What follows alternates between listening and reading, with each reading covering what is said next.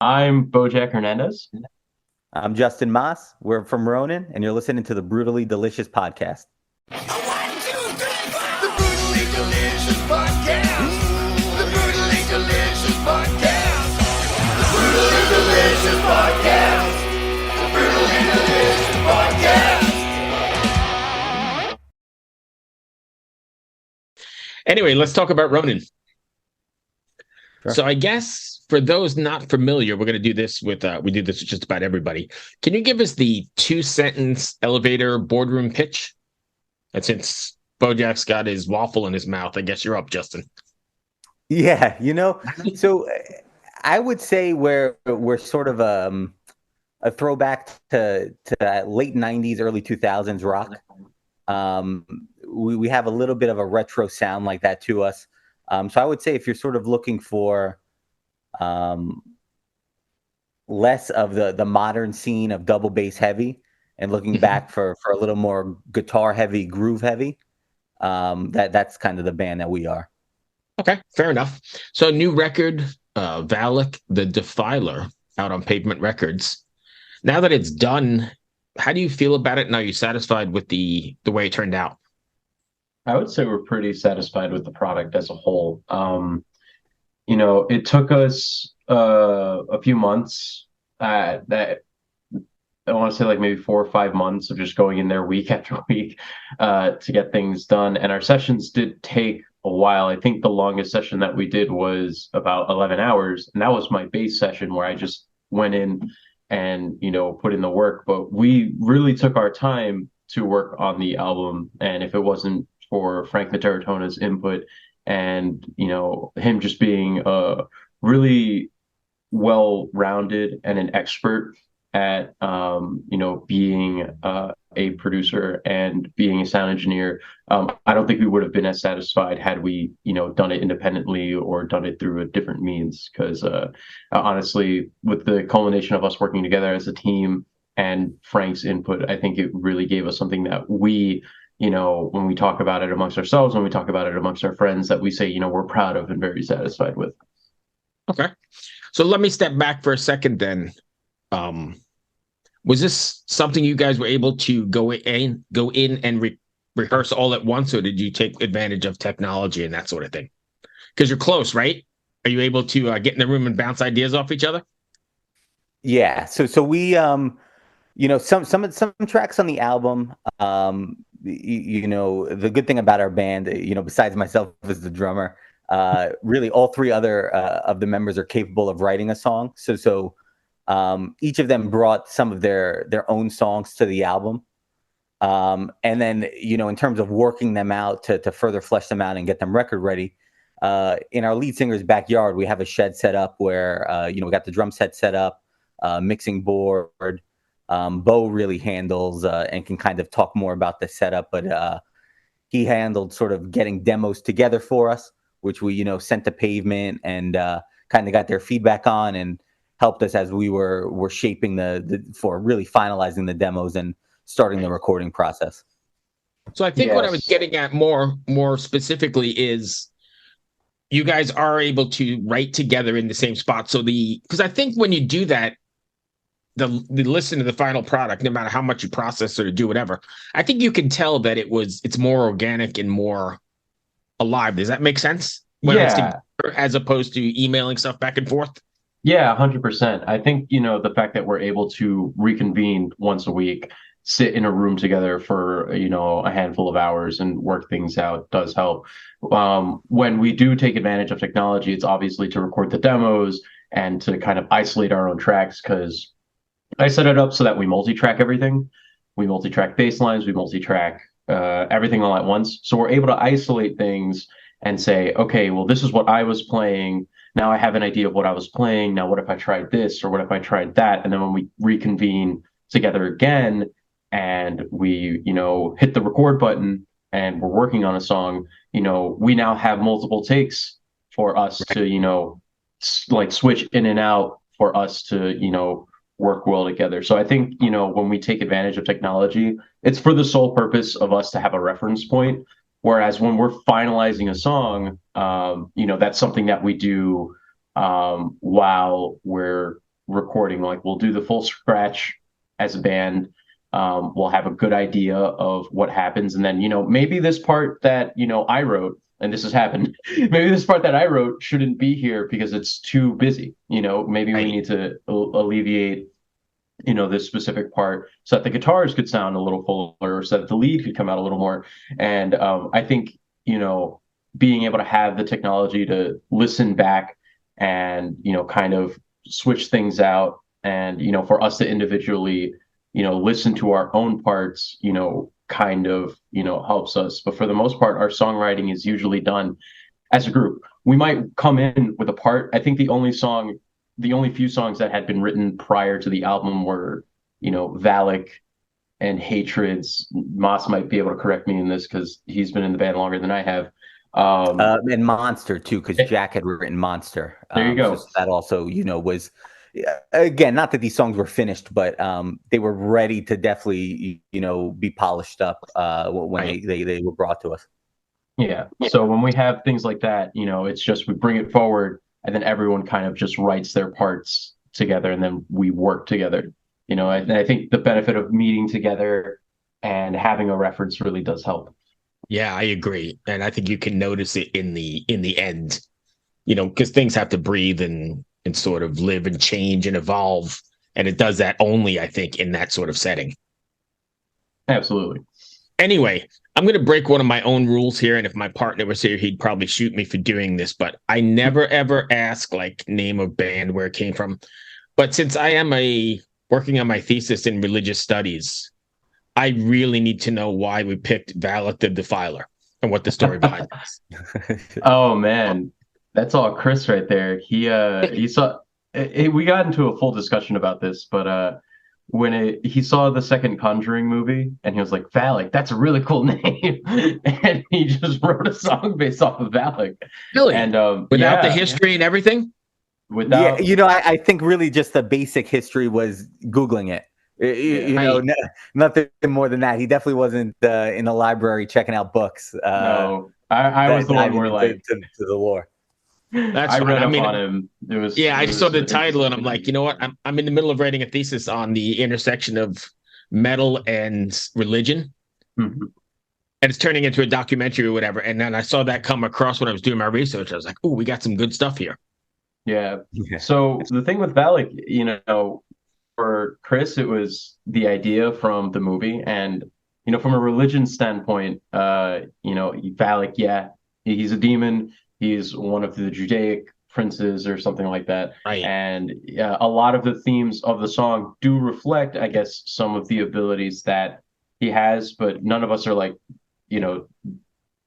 like devil worshippers, like or anything like that. We wrote it and it got incorporated into, I guess, like the overarching story and the thematics of our songwriting for this album. I think that's the one good thing about metal is that, and I'm learning it in my research as well, it can encompass everything, right? It can encompass devil worshiping stuff over here, you guys somewhere in the middle, and even religious metal. If it's good metal. Absolutely. Definitely. And I don't think you find that anywhere else.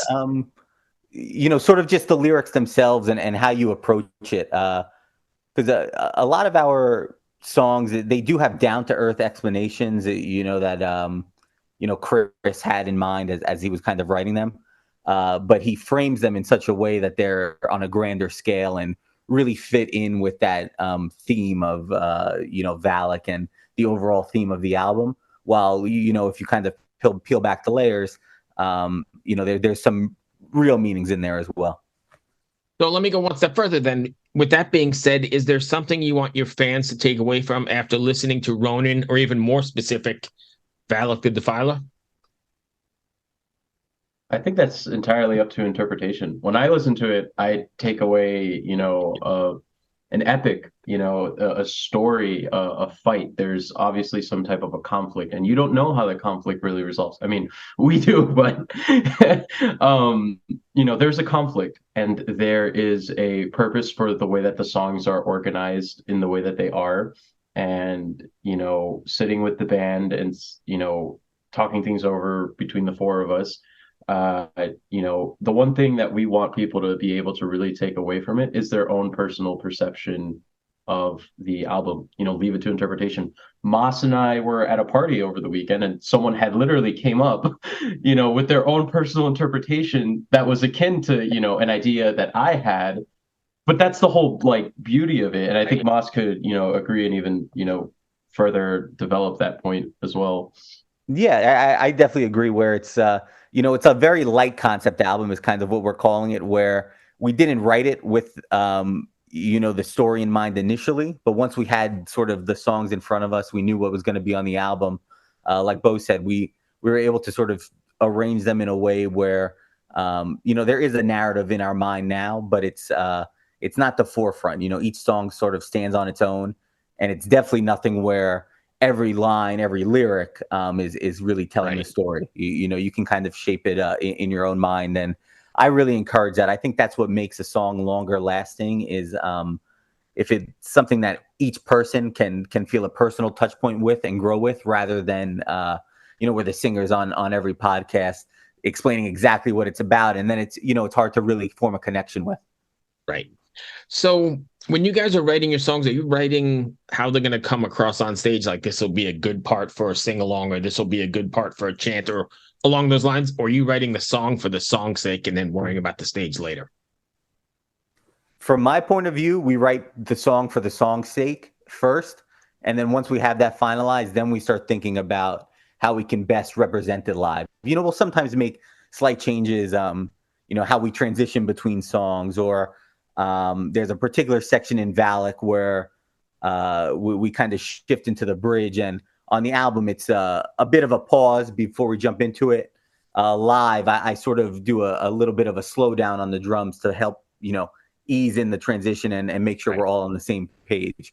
So we do things like that to really clean it up and play it as best as we can live. But I think from definitely from my point of view, I'm focused first on the album, because that's really how most people will hear it. They may see you live once in a year, but they can listen to you every day, and we want that to be the best representation of us. Fair enough. How difficult is it, do you find it, sequencing a record? Because a lot of bands don't even sequence anymore, right? They're releasing one single at a time and then moving on. There's a whole lost art, I think, in the sequencing, right? What's up, everyone? It's Joe, and I'm the host of That's Awesome with Joe, a podcast on the newly formed Sound Talent Media Podcast Network. I talk with tons of your favorite artists, managers, touring personnel, and more. Most of the time we talk about music, but lots of the time we end up talking about something completely unrelated. We laugh a lot. We do a lot of really stupid things, but also some things that are really informative and interesting. Basically, it's a podcast that I think you should listen to. Obviously, I'm biased because it's my podcast, but I think I might be into it if I wasn't the host. Check it out at soundtalentmedia.com. Yeah, I think sequencing is an important thing when you're releasing a big piece of work. And with Valak, sequencing was so important. I think out of everybody, I was the one that was like, guys, we really need to sequence these songs really good. I have this really good flow, idea. Right? Yeah, because we didn't want things to slow down and then just to pick up all of a sudden, at weird times. And I think once we kind of like listened to the album multiple times, over and over and over and over, we kind of just voted, like, hey, this is the lineup we're thinking. And we all kind of had a pretty similar idea of what we wanted the order to be. And once we finalized the sequencing, it just made sense, both from, an artistic standpoint, and a narrative standpoint. And I think, like anyone that does listen, to this, and you are working on an album, sequencing is important. Make sure that, if you're listening to it, like you're going to be really excited about what you're listening to next. And that, if someone else listens to it, that they're going to be excited to listen to what happens next. Think about like the best albums you've ever listened to in your life, like memorable records. And I'm going to use this one because this is probably like, one that everyone could probably relate to, but Master of Puppets. You can listen to that forwards and backwards, and the sequencing of that album was done perfect, like near perfection right there. And it's just so important, and it's such a lost art. And I'm just so glad that like we as a band were able to really focus in on the importance of that. Yeah, we talk about it a lot on the show, and not many people, have to worry about that because it's really just that 6-week model of, singles or whatever. But, as an old school dude, I really appreciate it because it sets up the moods and it sets up, it takes us where you want to go. It's a journey, especially in something like this, right? Definitely, and I think also the sequencing was important to us, and also what you're mentioning with the 6-week model versus an album, where we think the album will really capture a moment in time of the band better, sort of where we all were as players and where we were in our minds at the time. Where the 6-week model, it feels more like sometimes you're chasing what the trend is, Mhm. and you kind of lose what the real feel of the band is. So I think, we may release a bit more singles in the future, but we definitely still have, EPs and sort of collections of songs in mind overall. Right. What about taking this out on the road? Any plans for Ronin on the road? Yeah, we're currently going to Canada next weekend. Oh, nice. So I'm not sure when this releases, but that'll be, November 3rd to the 4th. And we're doing that weekend with friends of the label, Late Night Trouble. Just giving them a quick shout out. But for, summer and for, the February break that's coming up, we're planning a New England stretch. So all you people that are out in Connecticut, Rhode Island, Massachusetts, we're going to probably be running up there with our friends, the Muckrakers. And then for the summer, we're probably planning a pretty long trip between, Long Island into Buffalo and seeing if we can get back into Canada. And in between, we're trying to do extended weekends into Jersey and into Pennsylvania. So we have a few things that we're working out right now as we kind of go through our list of venues and go through, our booking people to kind of get things settled up for 2024.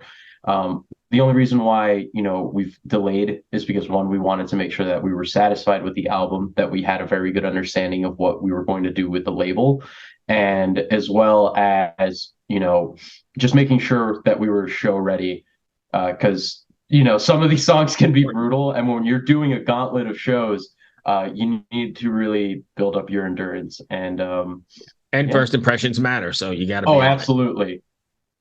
Yeah, absolutely. So that runs me to the end of my questions. Did I miss anything you wanted to cover? I mean, the only thing that I think we could possibly discuss is the single that's out now. If you have any comments on that, Maas. No, I would say, yeah. I don't have anything specific. I guess just Go self-promotion, check it out. right? Yeah. Check us out on Instagram, Ronin Rock Band. Really, most of our names are Ronin or Ronin Rock Band. So you can find us on Instagram. Our website is ronin-band.com. We have merch on there. You can listen to all our music on our website as well. So yeah, really just covering, making sure people are able to find us. Yeah, Absolutely. there you go. Yeah, and then listen to the new single. It's great. It's fun. We have a music video out for it, which you can find on our YouTube page. We had a lot of fun. We gave ourselves whiplash for the entire day, except for Maas. Maas got lucky. Yeah. Me, Jack, and Chris, we gave ourselves whiplash just so that you guys could enjoy a nice piece of cinematic rock-filled music. So definitely also check that out and let us know what you guys think about it. There's a thing known as the comment section on YouTube. Just Use it. Use it. Yeah. Use it. Use all 250 characters if you have to. Yep. Thank you, my friends. I appreciate the time. Thanks. I'm probably like 2 weeks out on this, so I might miss that weekend, but we'll get the rest of it in. No Absolutely. problem. I appreciate We'll have it in time for that New England run. Absolutely. Yeah. Be well. Take care, and Strong Island. Strong Island. Thanks again. We'll see you later. Bye. Bye. This is Krista Makes, guitarist and vocalist for Less Than Jake, and host of Krista Makes a Podcast, a songwriting podcast where every week I'm joined by an amazing guest to break down the writing, recording, and release of one iconic song from their career. In our giant evergreen back catalog of episodes, we've had rock legends such as Dee Snider and Huey Lewis, punk rock favorites like Mark Hoppus, Fat Mike, and Brett Gurewitz, and up-and-coming artists of today such as Liz Stokes of the Beths and Genesis Owusu. We've had guests from all genres and styles of music, And I guarantee that if you peruse our back catalog, you'll see several episodes that'll make you say, man, I gotta hear that. Whether you're a fan of music or a creator of music yourself, you'll take away a whole new appreciation for the songs you know and love. Krista Makes a Podcast is available for free on all the places you could possibly listen to podcasts, and new episodes come out every Monday.